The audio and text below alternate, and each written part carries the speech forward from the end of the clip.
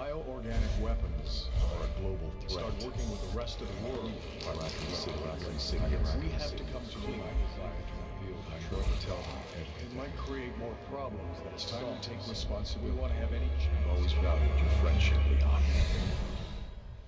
Stay right where you are.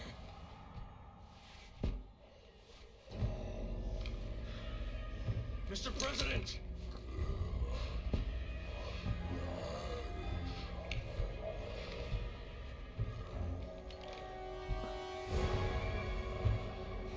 Don't make me do this.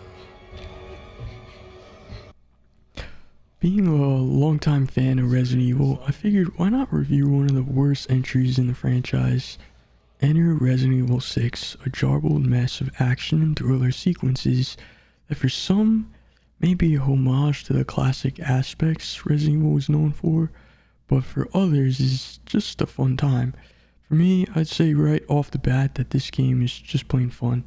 It's not meant to be taken seriously or overanalyzed like some people might do on a regular YouTube review, but let me tell you why. Right, I get it. But if you don't keep it down, you won't live to save her. You understand? Leon's campaign, one of 4 total campaigns you'll get to play when you decide to fire up the game, will take you on a globe-trotting journey that first starts you out in the Oval Office. You have no idea why you're there at first, except Leon is saying his farewells to the President of the United States. And bang, you're off to the races with your partner, Helena Harper, who you've never met before, to uncover the truth about a mysterious C-virus that's spreading all across Washington, D.C. I find that a little suspicious how she's the only survivor. She kill everybody else or eat them.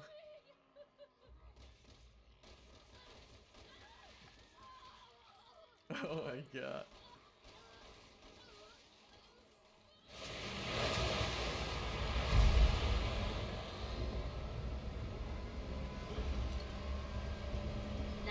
Of the population in Tall Oaks has been infected with the virus. That rounds out to about 70,000 hostiles. We also received word that an organization named Neo Umbrella just claimed responsibility for the attack. Neo Umbrella. I know what you're thinking. Yeah. It's Raccoon City all over again. That's all the news. If you're feeling as though you just walked into a movie halfway into it, Yeah, they actually and you're starting to understand what Resident Evil 6 is all about, let's review the story of the game. The story is serviceable at best. Remember how I said you'll get to play 4 campaigns?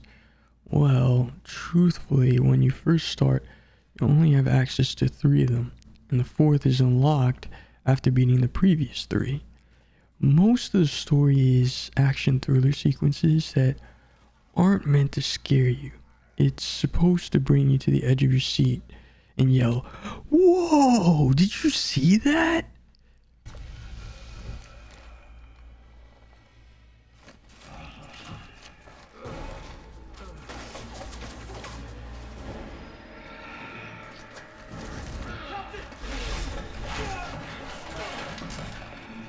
That was close.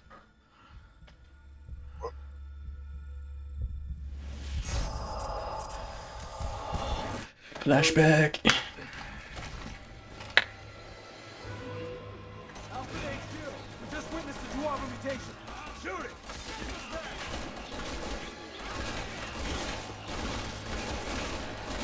Kinda like what Gears of War achieved when it came out in 2006, or Resident Evil 4 did a year before. There are some references to the original games. I can see your father in you. Oh, sure hope not. How did you know? Wait, hold on a second. So you knew him? Yeah, I did. But I'm the one that killed him. Whoa. Sherry knew.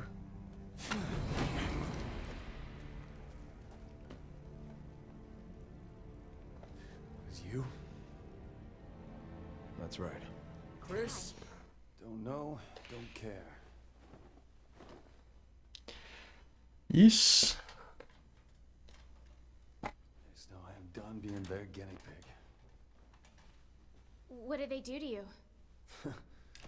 Plenty. He said something about using my antibody to enhance the C virus. Oh no. What else did they say? You know anything about an Albert Wesker? What? Take that as a yes.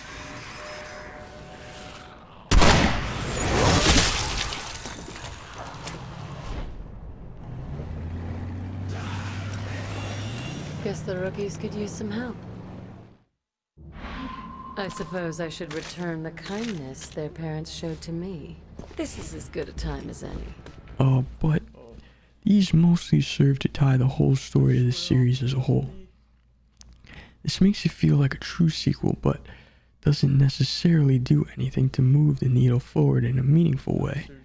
Hell, as a matter of fact, the exact same thing that happened in Raccoon City happens again in a different town.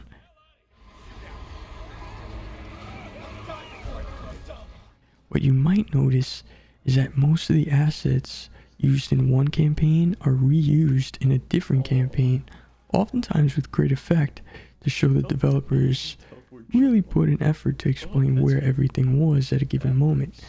However, when you play the same areas over and over and over again with the same spongy enemies, you'll find it just gets annoying after a I while. like how Pierce is still holding on to the sniper.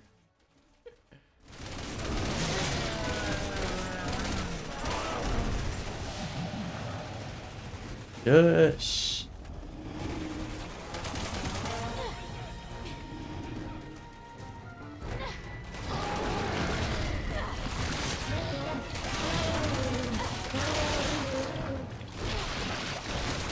I didn't know Sherry could do that part.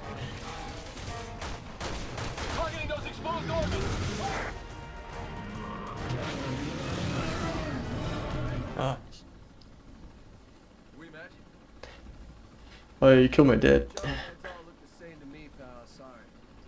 Or Apex Legends. That leads me into the gameplay, which is just fun. And, you know, at least for me, most of the time, the guns handle realistically, except for the pistols in the game, which I felt needed a big buff. It feels like you're shooting BB guns at the zombies when you have to hit them in the head 4 times before they register a kill shot. All the other guns are great. Well, I mostly hovered around the shotgun because its spread helped call the hordes of zombies they send at you at any given time. Plus, the damage output on the shotgun seems perfect for taking down the bosses you'll fight. Kick his ass. Ooh. Anybody want ground beef? The snipers I used only when I wanted a challenge. You'll fight several bosses in the game, but none of them really made a big impression on me except for the one, the Ustanok. I think the Ustanok was the coolest boss just because he constantly survives whatever you throw at him. Blow up a chopper with him riding it, he survives. Throw him in lava, he survives. He's got to be the most resilient boss I've seen in the series ever, even more than Nemesis, which I assume he's modeled after. Getting him!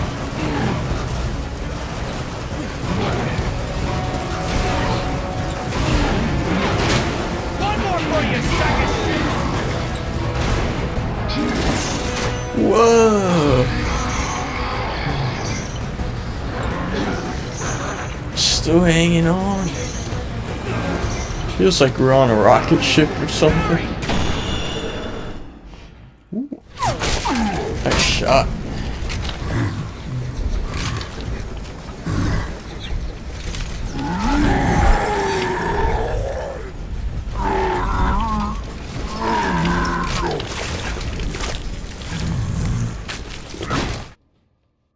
Other bosses like the zombie shark and the large water demon called House stand out in my mind, but resolve themselves as nothing more than hold shoot button until a win.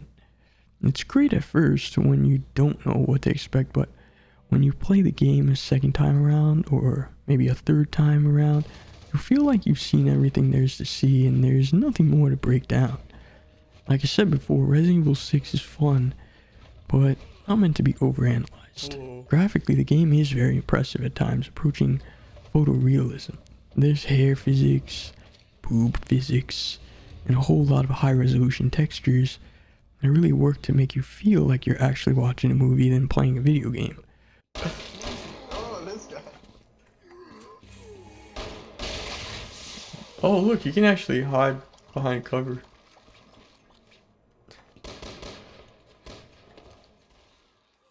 I'm just kidding about the boot physics, that's just fun to watch. This uses the MT framework engine, which was on its late stages at this point, coming from RE5. It's really put on display here, and what impressed me most was how well it ran on a PC. I was getting 165 frames per second, even during intense boss fights, using an i9-9900K and a 2080 Ti at max settings. No sweat. The audio is really superb too, from the explosions.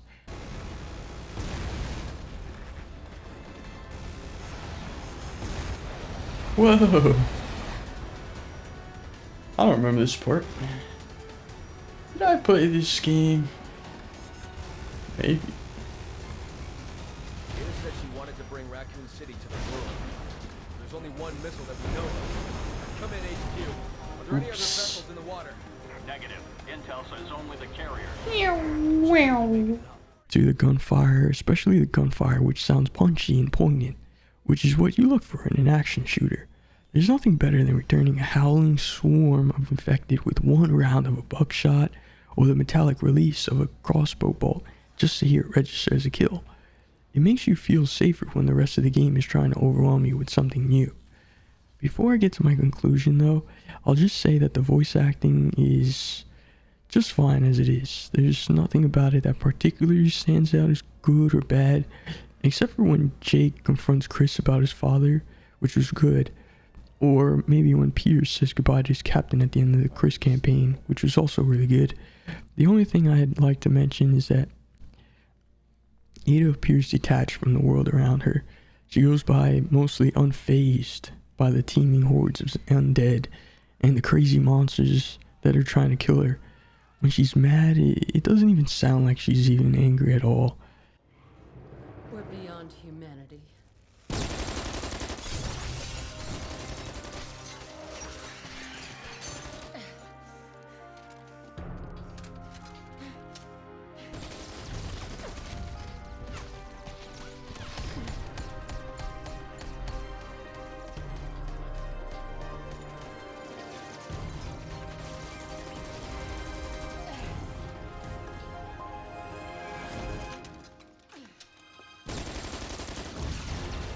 What I did like the most was the way Sherry and Jake came together at the end of their campaign, because it kind of left you with a glimpse of what could be. But let's get to the conclusion now. To conclude, this entry in the series is mostly the forgotten one, for good reason, now that I played it a few times already. The story is good, just good enough to make you feel like you had a good time, but not leaving something more for a sequel to pick up on. Except for the Jake and Sherry campaign like I mentioned before, the gunplay is great, albeit the pistols could use some work. The graphics and sound are very impressive for the time, and still even today have something about them that feels cinema grade. If you like to play Resident Evil 6 yourself, I would actually highly recommend playing it with a sibling or friend, preferably one who's into the Resident Evil universe, to give you some backstory as you play.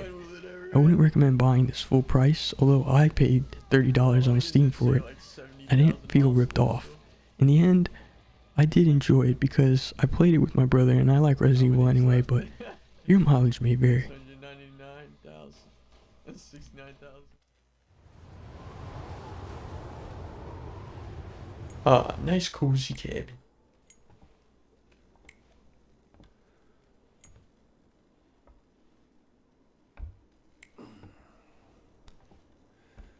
Cheers, like you better not light this cabin on fire.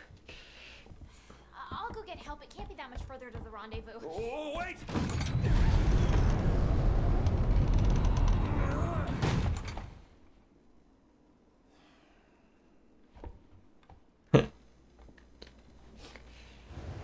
Very nice.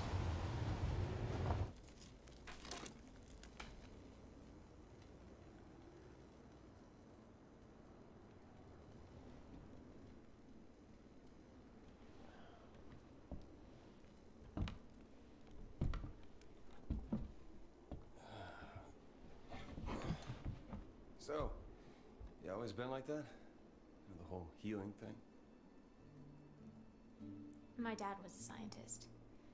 He was working on BOWs when I was exposed. Luckily, I was treated with the vaccine before it was too late. But the virus adjusted and adapted. It's been a part of me ever since. What happened to your father? His research killed him. By the Oh, time he died, that's his it. body had mutated so much, he wasn't even recognizable. Sorry. I didn't mean to. That's all right. Besides, I didn't walk out of it empty-handed. Yeah, you got superpowers. That's not what I meant. Pretty much. The people who saved me, Leon and Claire, are the closest friends I've ever had. Claire is that BSAA guy's sister, right? They risked their lives for me back in Raccoon City. I guess I'm still just trying to live up to their example. Never giving up. No matter the odds.